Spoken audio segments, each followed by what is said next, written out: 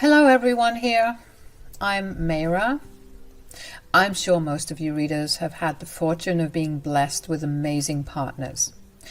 I thought my husband Tyler was an amazing partner too, before the reality hit me with full force. He used to be a loving boyfriend, but everything changed after marriage.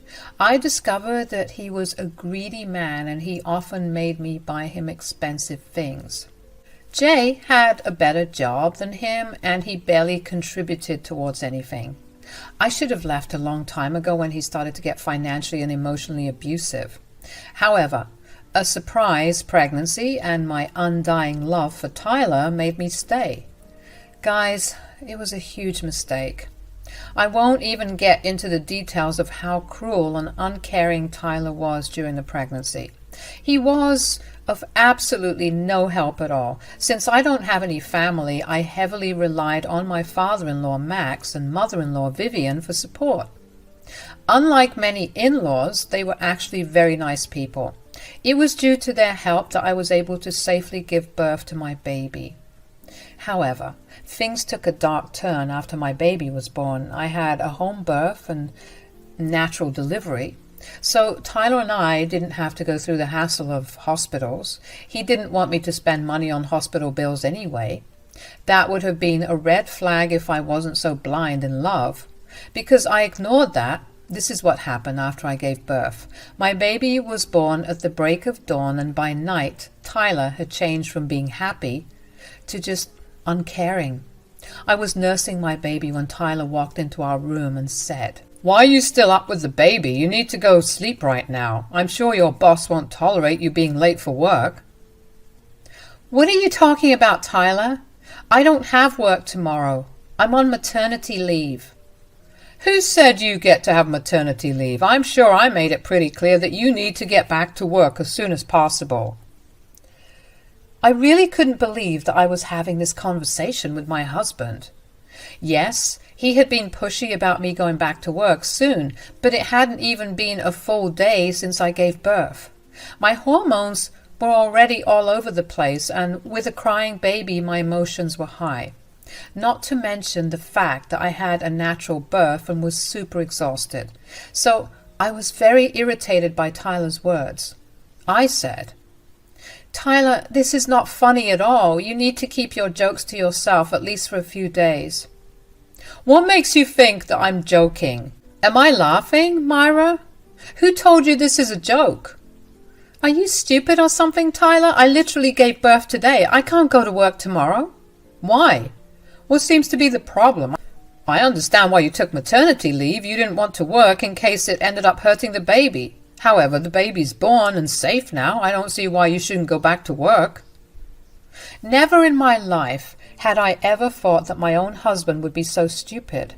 I thought that he knew what a terrible condition mothers can be in after giving birth.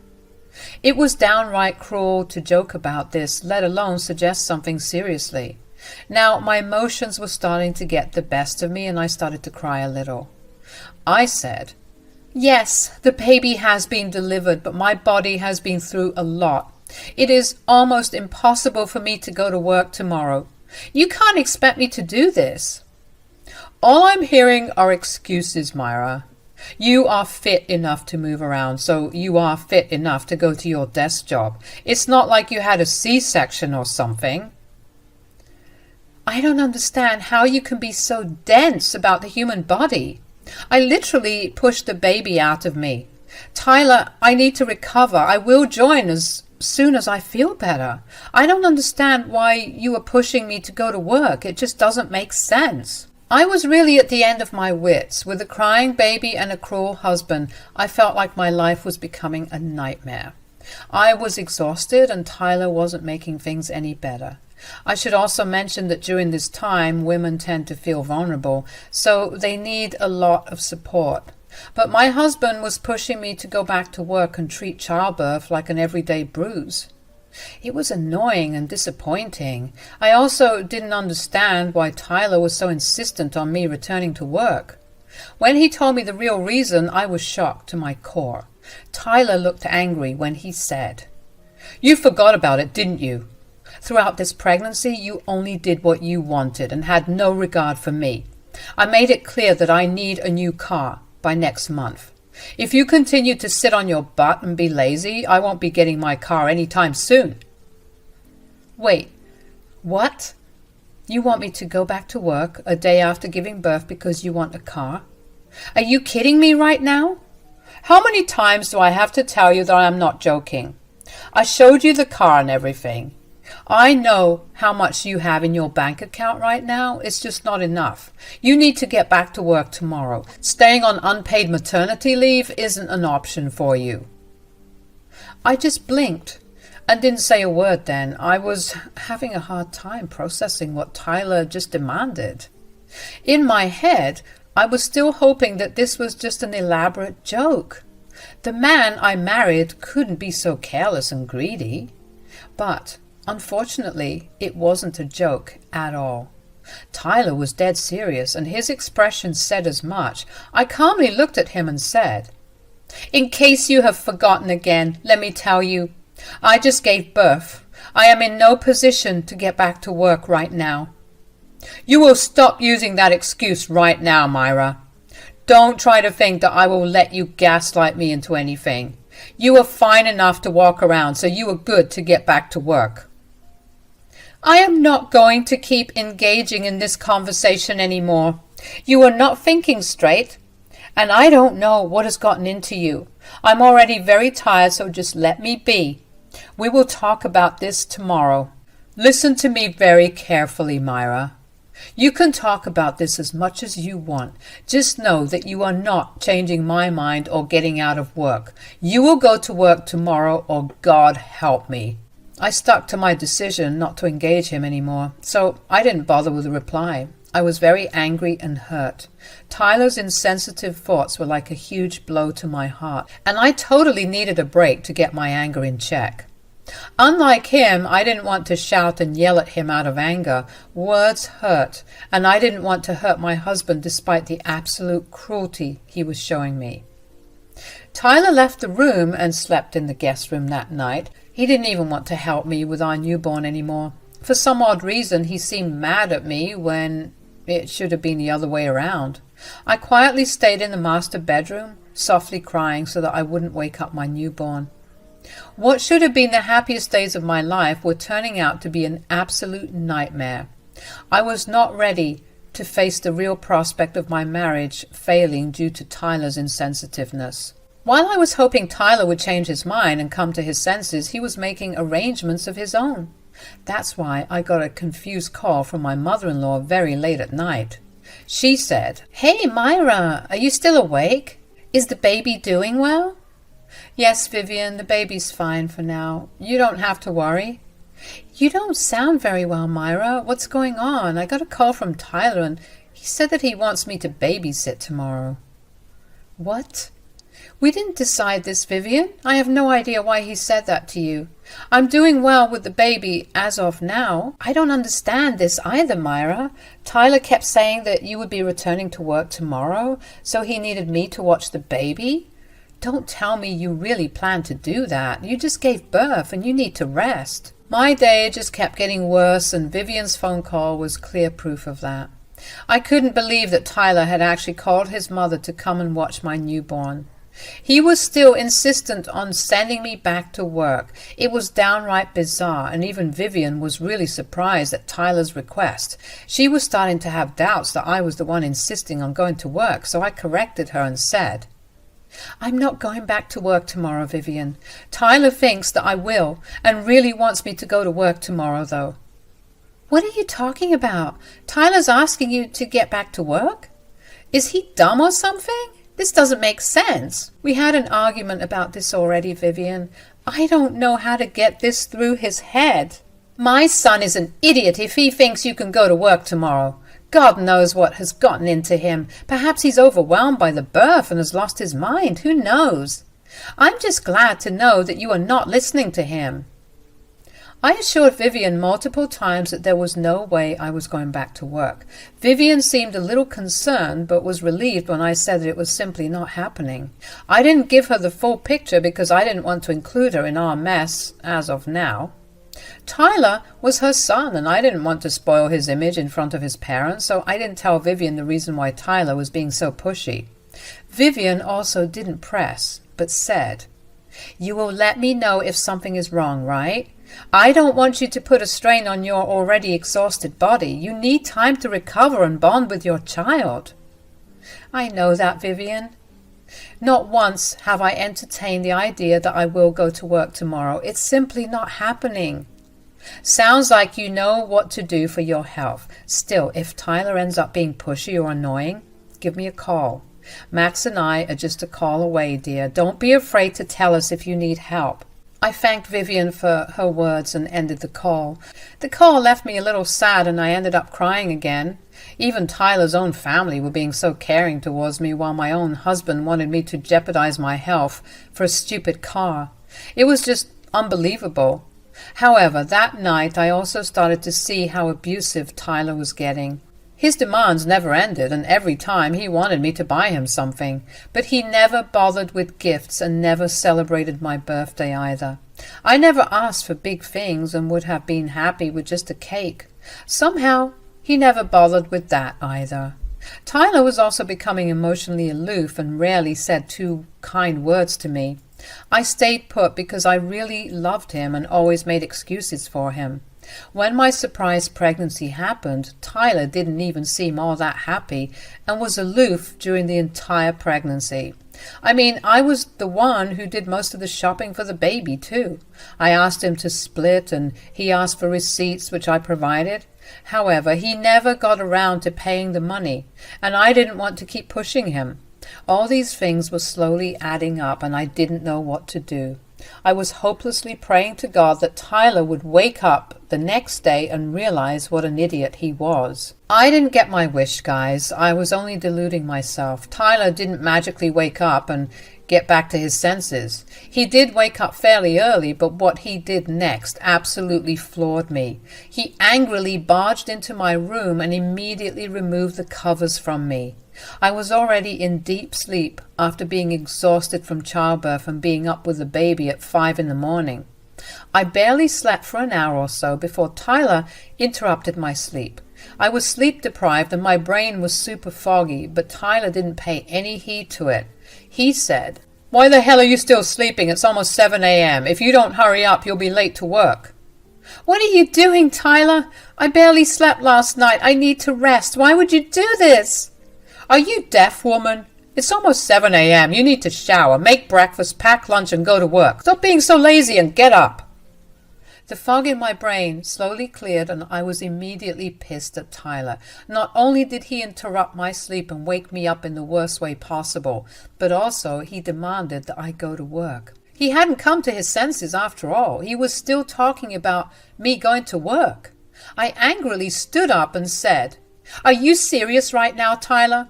What is wrong with you? I told you I am not going to work today. I still have 4 weeks of maternity leave left for me."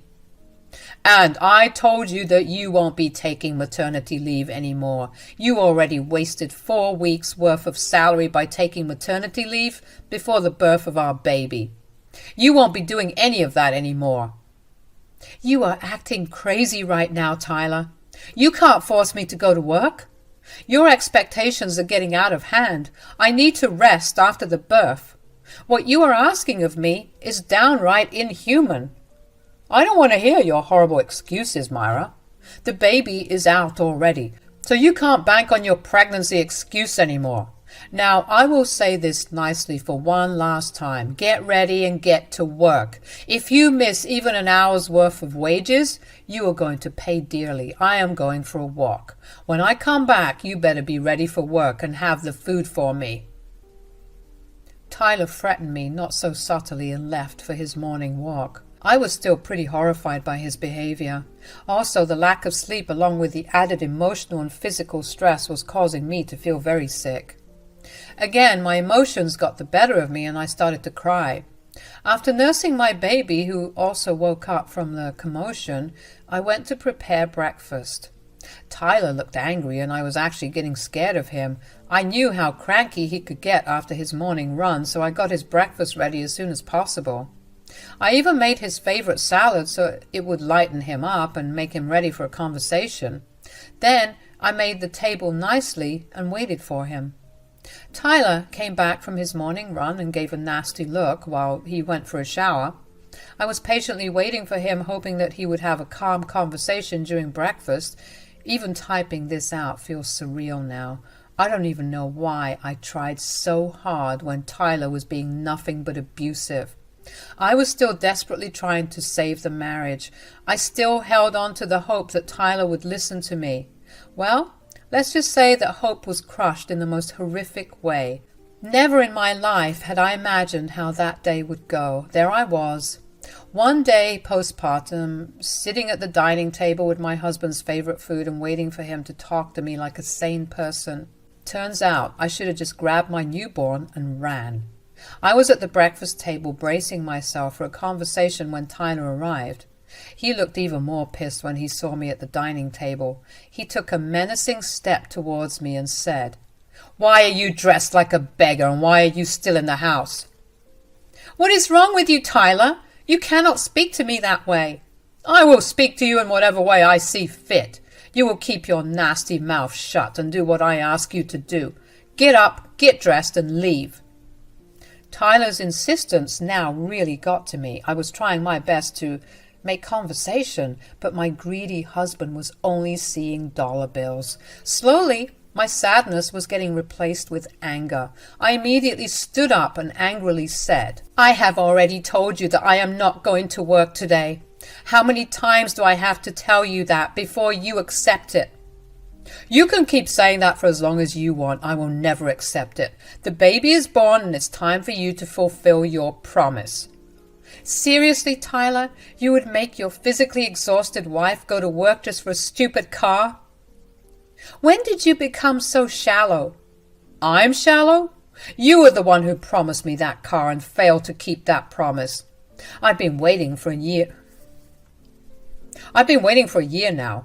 I can't wait any longer. My friends are already laughing at me. I've given you enough time, and now I expect the car as soon as possible."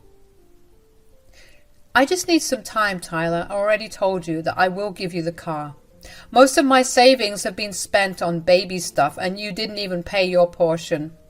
Just let me rest for 4 more weeks. After that, I will get back to work." "Absolutely not, Mayra. When I say you will go to work today, I mean it. I won't have you stay at home. You will either leave for work on your own accord, or I will drag you out." I immediately put my foot down. I absolutely hated the way Tyler was speaking to me. I knew I had to put an end to it as soon as possible, so I stayed unmoving in my resolve and said, "No, I will not go to work. No matter how much that car means to you, I will not sacrifice my health for that stupid car." "So, you want me to do this the hard way? Very well. We will do this the hard way." "You can't force me to go to work, Tyler. That is wrong." I had hardly spoken the words out loud when I felt Tyler's hand at the back of my head. I immediately froze from surprise, and it took Tyler a second to grab my hair and drag me up. He had a painful grip on my hair, which made me scream out loud. I was clawing at his fingers and trying to get him to leave me. But I was already weak, and he was much stronger than me. I was screaming from pain and was really worried that he was going to hurt me. Tyler stayed impassive as he dragged me out of the house and pushed me out. He threw out my car keys and closed the door before I could get in. He told me that I would be allowed in the house as soon as I returned from work. I still don't have the full details of what happened next. I was already in a daze and was shaking and crying uncontrollably. I was also pretty concerned about my baby. Somehow, in my daze, I drove to my mother-in-law's house. I was such a mess that I don't even remember much of that. I just remember seeing Max and Vivian and just breaking down. Through my tears, I told them the entire story, which chilled them to the bone. Vivian comforted me while Max angrily called Tyler over the house. He was raging mad. I had never seen Max so mad before. When Tyler finally arrived, he was looking really flustered and concerned. I was still a crying mess. I saw Max grab Tyler by the collar and drag him in just like he had dragged me in. He was made to stand in front of us, and both Vivian and Luke screamed at him. Max said, "How dare you do this to your own wife, Tyler? This is not how we raised you. When did you get so greedy and toxic that you would hurt your own wife?" "Dad, I didn't do anything. I was just trying to help Mayra get to work. I don't know what lies she's told you to get me in trouble." "How are you still lying to us, Tyler? My friend, who you left the baby with, is your neighbor. She saw everything and heard everything because you were that loud. She also saw you drag Mayra by the hair. My friend said that she almost called the cops when she heard Mayra screaming." "She must be exaggerating, Mom. I'm telling you, nothing like that happened. Mayra wanted to go to work by her own will. I was just—" "Don't you dare lie in front of me, Tyler. No woman would go back to work one day after delivering a baby. I am in no condition to work. I don't even remember how I drove here." I couldn't believe that Tyler was trying to twist the story to make it seem like he didn't do anything. Thank God our neighbor saw everything. She had been a huge help during my pregnancy, and I trusted her because she was Vivian's friend. Her account made things even clearer. Max and Vivian were having none of Tyler's lies. They said, "How dare you try to turn the story, Tyler? We all know that didn't happen. My friend heard how you wanted Mayra to go to work because you wanted a new car." "You physically abused your wife for a freaking car, Tyler? What on earth is wrong with you? I'm ashamed to call you my son." "Mom, Dad, you're overreacting. Mayra had promised me the car, and she's the one being unfair to me. My friends are making fun of me for driving a beat-up car, and I—" "Oh, your friends are making fun of you, Tyler? Tell me then, what will be their reaction when they see you getting in a brand new police car?" "What? What are you talking about, Dad?" "We will be calling the cops and getting you arrested for domestic violence." Tyler's eyes went wide as he saw his mother calling the cops. He tried to get to her to snatch away her phone, but Max kept him subdued. While Vivian called the cops, Max had some more consequences for Tyler. Tyler said, No, you can't get your son arrested. You can't do this to your own child. I will not shelter a criminal and a wife-beater. Even if it is my son, you have disappointed us and done more damage than you could imagine." No, Dad, I can't go to jail. I'm your son. I'm your heir." "We don't need an heir, Tyler. We are not that rich. Besides, I've decided to disinherit you as well. You don't deserve to be called our son, let alone get our assets. Everything will go to your child." Tyler just couldn't stomach what he heard. Vivian had already called the cops, who were on their way. Meanwhile, Tyler was crying and begging his parents not to cut him off or call the cops. He even begged me for forgiveness and tried to guilt-trip me into forgiving him. I simply stayed ice-cold and silent till the cops came. When the cops arrived, I told them that I would be pressing charges. It's been a while since Tyler and I got divorced. Yes, I divorced him for what he did to me. Besides, he was already being a bad father, so I didn't want him around my kids. I got full custody due to the domestic violence case, and Tyler got 6 months of prison. He also paid a hefty fine for which he had to sell his old car. Now, I live with Max and Vivian, who have cut off Tyler for good. Tyler is now living the trailer life while working 2 jobs. He barely sends child support, and I am on my way to get his rights terminated. For now, I am safely surrounded by my in-laws, and my son is growing up healthy and loved. Pray for me so that I can get rid of his birth father and give him a new life with a bright future.